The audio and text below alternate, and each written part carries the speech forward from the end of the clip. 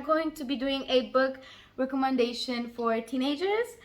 And hopefully you guys enjoyed. This is kind of more like true crimey, a bit more not happy endings. So before we get into it, make sure to like, subscribe, and hit that notification bell. Okay, so I have here 3 books and 2 books that I have read online on my Kindle, and I'm just going to be inserting a picture to show you guys the cover. Okay, so first one is How to Fall. This one here. It's quite shiny, but yeah, by Jane Casey. It's quite ruined. You can see it's been loved very much. I usually hold books like this, so it was. So How to Fall, and like the subtitle here is Sometimes the Truth Hurts, Sometimes It Kills. Basically, this is the first book of like, I think it's a 3-book series. I only have 2 of them, and I've read the second one first. But personally, you should read the first one. You should read the first one, and this is the first one. It was a very, very good book. Very well written. Also, vocabulary wasn't too hard, but it wasn't like easy. Like you can just, you know. It's definitely a teenager book. Murder is involved. So, trigger warning. So it's about this girl that is investigating a girl that she basically fell or was pushed off of a cliff, and she's trying to find out like what happened to her. Meets a love interest, sister, family, and she's related to the girl, and apparently they look exactly the same, and she uses that to her advantage. This is an amazing book. Like, it's a 10 out of 10. Definitely go buy this. Definitely go read this. Definitely. I'll try to link it in the description, like an Amazon link or where you can find it. It's amazing. It's amazing. Okay. This is the second book in the series, Bet Your Life, also by Jane Casey.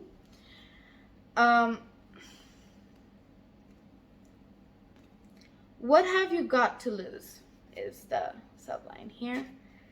This one, in my opinion, is better than the first one, which is it is a rare thing to say about the second book. I feel like always the first book is better. It's always better. But this one is better than the original, but better than the first one, which is a rare thing. Might have been because I read it first. It might have been, and it was like a shock. I read it in 2 days. Normally I finish a book in like a week, maybe 2 weeks. This one was 2 days. I was binging it. I was sitting and reading it like for so long, like 2 days, just straight up like reading the whole thing. I read this quite early in my, I started reading in English like around 3 years ago, and I read this last year, I think. So it was more challenging for me, but I think if you can speak English and read in English quite well, then this book will be a good level book. It's not too difficult. It's not too easy. And I was a beginner. I was 2 years under my belt. That was not a lot. And it took me a longer time to read, but I could read it and I could understand it, and it was a good book and I could enjoy it. I feel like if a book is too hard for you to read, you can't really enjoy it and understand it properly. So this was an amazing book. This is a sequel, so it's about the same girl, same love interest. There's some plot twists in there. There's the love triangle, and the murdering is more intense. It's like keeps you on your toes. You never know what's gonna happen next. Is it a murder? Is it a suicide? Were there more people involved? Was it one person? What happens to the girl at the end? And you get an insight in the personal life of the victim, of the girl who is investigating. It's amazing. It's such a good book. It's better than the first one. But definitely read the first one first, because you're going to get a bit confused if you read the second book first. which I did get a bit confused. Okay, this one, How to Kill Men and Get Away with It, I bought this summer and I read it this summer. I finished it just before school started, just before September started. And it was a good book. I think this was written this year, 2023. It's definitely these two books are better. These are better than this one. But this one, it's from the POV of the murderer. It is from the killer's point of view, which I've never read a book where the killer is the narrator, where the killer is the one that the book is about. It's from the POV of the book. And sometimes this book, you can feel a little bit of an ick, like, ooh, why'd she say that? Like, ooh, like, what? Why she do that? But you eventually learn to love the character. But I love the fact that you don't love her, but you don't hate her. It's like an in-between. You have to shift between them. It keeps you on your toes. It's very interesting because in these two books, you cannot not love the main character. You have to love her. If you don't love her, then I'm sorry, there's something wrong with you. But you have to love the main character. And this one, you can hate her, and there will be nothing wrong with that. She gives you reasons, and she gives you reasons to hate her, and she gives you reasons not to hate her. This one, I think, is a bit more advanced. This one is like, it is British English, but it doesn't lean a lot in British English. So if you speak American English, you can still read this book. This one has more, like, British. It's more British than the other one. So if you're an American reader, you can still read it, but it's probably better for British English speakers. The killer is basically killing shady men who are horrible human beings in her point of view. I mean, in yours, they might not be. But to her, they're shady and horrible, and she kills them until there's a little plot twist. I can't spoil it, but there's a plot twist, and her love life is horrible. I mean, I don't know what she did to the universe, but clearly doesn't want her to be in love. So that's that. And now we move on to the digital ones, and I'll just insert pictures of them. So the first one is You'd Be Home Now. You'd Be Home Now, there's 3 books by this particular author. You might have seen Girl in Pieces all over TikTok. It used to be, especially if you're on Book Talk, there is a lot of videos with it, like recommending it, and I have bought the book, Girl in Pieces. Personally, I could not finish the book because it was... I am very emotional and sentimental, and personal reading about self-harm is it is a touchy subject, and I can't do it.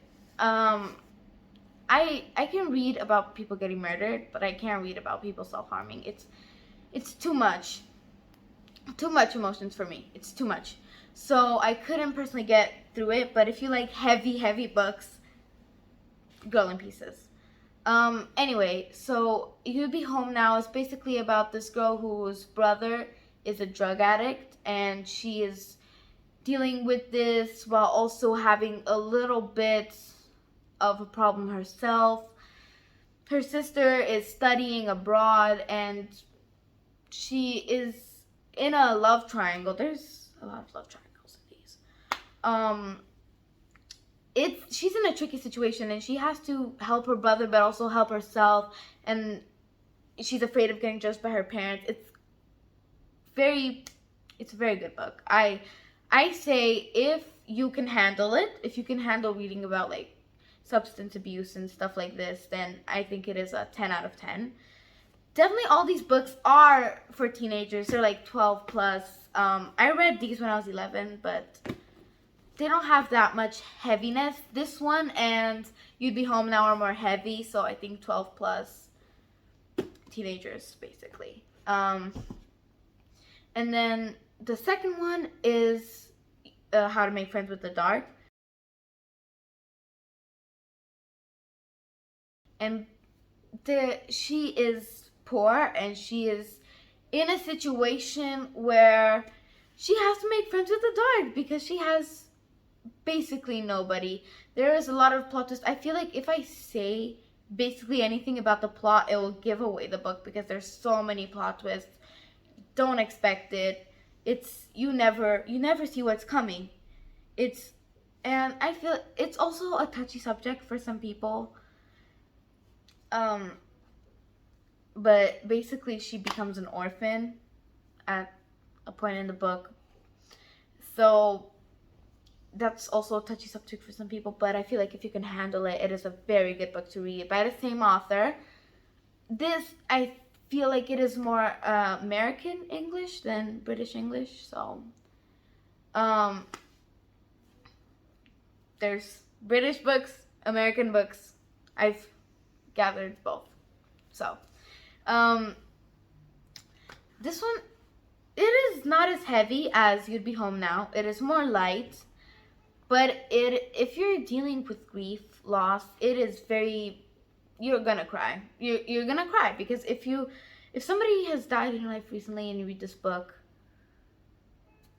you're gonna cry. There's like 100% chance, maybe 99.9. Maybe there's like those few people that are very tough, but you're probably gonna cry. So be prepared.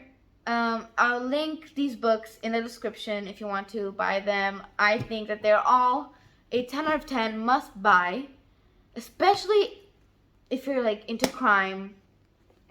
Because if you're into crime, you can read You'd Be Home Now and How to Make Friends with the Dark. They're kind of the same-ish genre, except there's no crime.